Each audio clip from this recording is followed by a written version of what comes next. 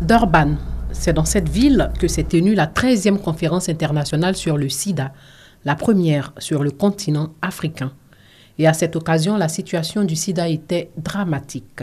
Il y a 16 ans de cela, on était à Durban. On était à Durban et on a eu la chance d'avoir un enfant de 11 ans qui est mort malheureusement.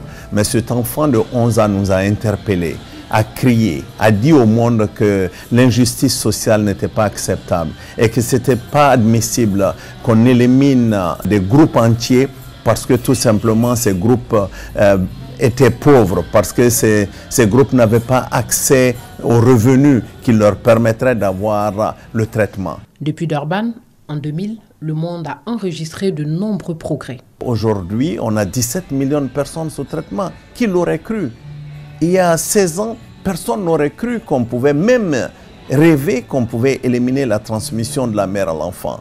Qu'on serait dans une situation 16 ans après où on a bien sûr la Thaïlande et plusieurs autres pays qui annoncent aujourd'hui qu'ils n'ont plus d'enfants qui naissent avec le sida et encore en Afrique du Sud une réduction de 84% des nouvelles infections chez les enfants. Il y a eu des progrès. Mais ce qui est important aussi, c'est de dire que ces progrès ne sont pas suffisants.